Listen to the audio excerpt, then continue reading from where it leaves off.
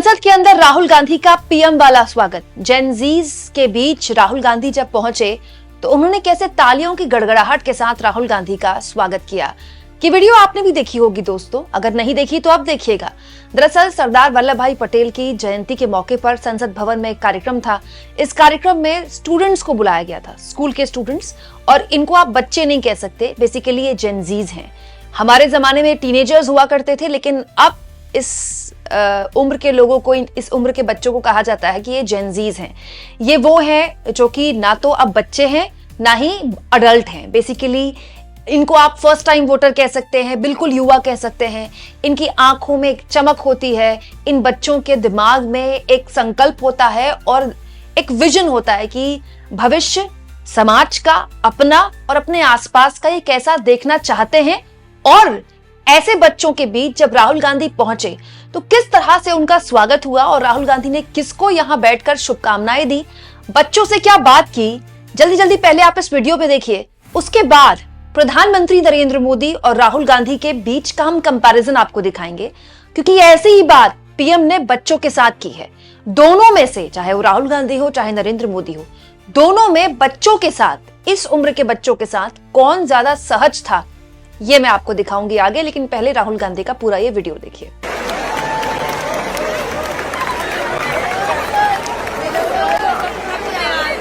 How's it going? Very nice. Nice to meet you.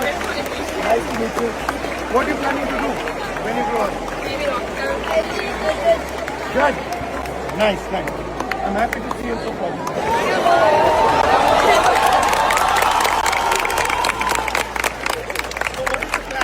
What music? Classical. Indian classical. I'm very happy to hear this. Artists, musicians. I'm proud of you guys.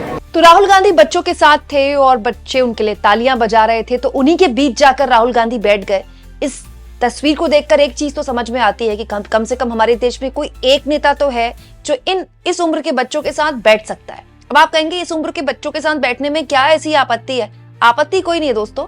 ये उम्र के बच्चे जो हैं ये बड़े क्रांतिकारी माने जाते हैं। यही जेन ज़ीज हैं जिन्होंने नेपाल में क्रांति कर दी।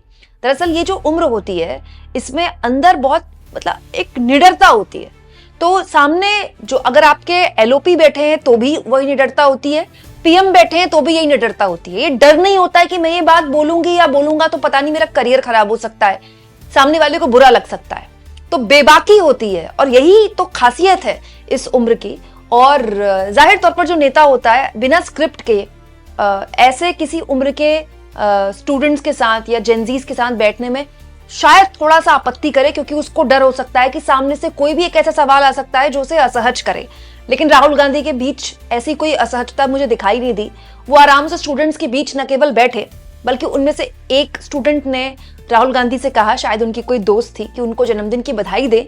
तो राहुल गांधी ने उनको जन्मदिन की बधाई भी दी। Happy birthday to Navpreet. All the best for a great, great, great future. Okay? इसके अलावा दोस्तों राहुल गांधी वहां पर बच्चों से पूछ रहे थे आपको क्या पसंद है, तो बच्चे बता रहे थे इंडियन क्लासिकल। और म्यूजिक के बारे में राहुल गांधी बात कर रहे थे, आर्ट्स के बारे में बात कर रहे थे, जो कि एक कह सकते हैं ऑफ बीट बातचीत है। अमूमन बच्चों से इस उम्र के पूछा जाता है कि बेटा बड़े होके क्या बनोगे, आगे क्या प्लान है, साइंस लेनी है कि कॉमर्स लेना है, आर्ट्स लेना है, आगे एमबीए करना है या फिर विदेश जाकर पढ़ाई करनी है, किस यूनिवर्सिटी के बारे में सोच रहे हो, दिल्ली यूनिवर्सिटी का कट ऑफ क्या जा रहा है। यही बातचीत होती है इस उम्र के बच्चों के साथ। लेकिन राहुल गांधी ने उनसे म्यूजिक के बारे में बात की, उनसे आर्ट्स के बारे में बात की। ये ज्यादा सहज करता है उनको बच्चों के बीच भी और बच्चों को उनके बीच भी। कट टू, अब आ जाइए प्रधानमंत्री नरेंद्र मोदी का इसी उम्र के बच्चों के साथ इंटरैक्शन।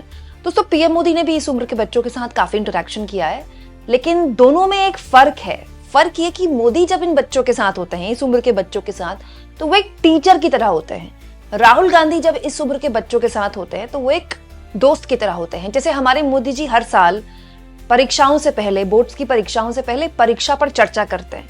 2024 का ये वीडियो मैं आपको दिखा रही हूँ और इसमें आप देखिए मोदी के लिए परीक्षा में चर्चा पर बहुत बड़ा स्टेज, उस बहुत बड़े स्टेज में मोदी के अलावा कोई भी नहीं। जैसे टीचर होता है ना, पोडियम में केवल टीचर खड़ा होता है, उसके मोदी जी के स्टेज के नीचे सिर्फ स्टूडेंट्स ही स्टूडेंट्स हैं और देश के अलग अलग हिस्सों से लाए गए स्टूडेंट्स होते हैं, मोस्टली दिल्ली के भी होते हैं। और इसमें हर भाषा में स्टूडेंट्स बात करते हैं, अंग्रेजी में भी, हिंदी में भी, हिंदी में ज्यादा करते हैं क्योंकि मोदी खुद भी हिंदी में बात करते हैं। वीडियो कॉन्फ्रेंसिंग से भी जो बच्चे हैं वो उनसे इंटरेक्ट करते हैं देश के बाकी हिस्सों से। लेकिन एक चीज जो कॉमन है वो कि बच्चे मोदी से किसी सवाल का हल जानना चाहते हैं। हमें बहुत स्ट्रेस हो रहा है, हमें बहुत चिंता हो रही है, इस स्ट्रेस से हम अपने आप को कैसे दूर करें, आखिरी वक्त में अपनी तैयारी कैसे करें। और दोस्तों हमारे मोदी जी को तो आप जानते ही हैं कि हमारे मोदी जी के पास दुनिया की हर समस्या का हल है। और यहाँ पर एक काउंसलर की तरह, एक अभिभावक की तरह कह लीजिए, एक टीचर की तरह, टीचर ज्यादा सही शब्द होगा, टीचर की तरह पीएम उनके हर सवाल का जवाब देते हैं, उनको हल देते हैं। तो इसमें भी कोई गलत नहीं है, मैं नहीं कह रही कि ये गलत है, पर यहाँ पर एक गाइडेंस देते हुए दिखाई देते हैं पीएम, और अपने आप को उन स्टूडेंट से अलग रखते हैं। इस बात का खास ख्याल रखा जाता है कि मोदी अलग दिखे और स्टूडेंट्स अलग दिखे। ये वैसा ही दायरा है दोस्तों जो कि अमूमन रैलियों में होता है, जनता अलग दिखे और मोदी अलग दिखे। हालांकि दोस्तों इस उम्र के बाकी स्टूडेंट से भी मोदी मिले हैं। जैसे मोदी की कुछ साल पहले वीडियो थी, इस पर काफी विवाद भी हुआ था। मोदी और स्टूडेंट्स के बीच में, मोदी और बच्चों के बीच में एक कटीली तारों का एक दायरा था।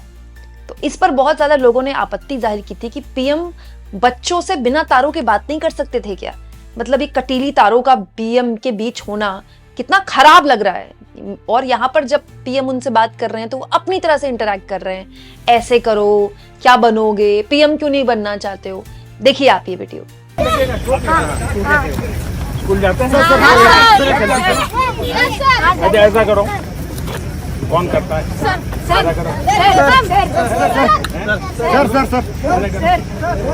ठीक है सर, ऐसा करो,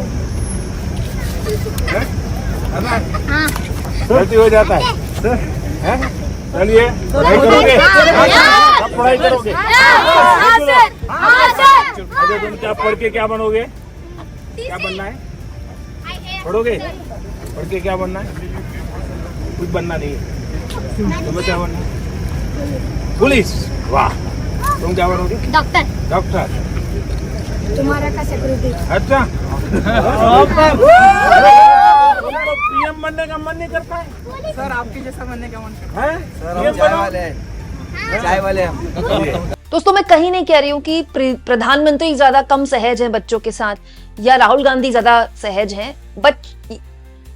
हर किसी का अपना अंदाज होता है। बहुत से लोग भी ऐसे आपने देखे होंगे जो बच्चों से बहुत इजीली इंटरेक्ट नहीं कर पाते। इसका मतलब ये नहीं है कि वो खराब इंसान है।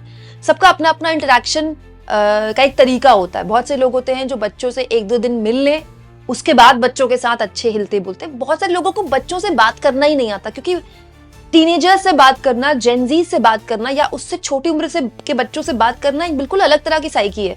उनकी इच्छाएं अलग है, उनकी सोच अलग है, उनकी भावनाएं अलग है। तो बच्चों के साथ ना आपको बच्चा ही बनना पड़ता है। और ये जो जेनजीज वाली उम्र है, ये तो ना बच्चे हैं ना ये एडल्ट है। तो ये, और आजकल के जेनजीज तो भाई आप सोच ही रहे हैं कि वो बहुत ज्यादा आ गए हैं। हमारी जनरेशन से तो बहुत ज्यादा आ गए। उनको दुनिया में क्या हो रहा है पता है, उनको देश में क्या हो रहा है पता है, उनको खुद के अंदर क्या हो रहा है काफी हद तक पता है। लेकिन उसके बावजूद भी वो चाहते हैं कि जो भी उनसे बात करे वो एक लीडर की तरह ना करे, वो एक गाइडर की तरह ना करे, वो एक दोस्त की तरह करे। वो जब दोस्त उनके साथ बन जाते हैं तो वो ज्यादा सहज हो जाते हैं। ऐसे ही एक इंटरैक्शन राहुल गांधी का कुछ वक्त पहले राजस्थान के महारानी कॉलेज की महिला स्टूडेंट्स के साथ हुआ, जहां कैंटीन में बैठकर राहुल गांधी ने बड़ी इनफॉर्मल बातचीत की। पॉलिटिशियन नहीं होते तो आप क्या बनते? So I'm actually many things. I'm, for example, a teacher. I teach youngsters. I'm a cook. So I'm multiple things. But that's a complicated thing to put across. आपकी कॉलेज क्रश का नाम?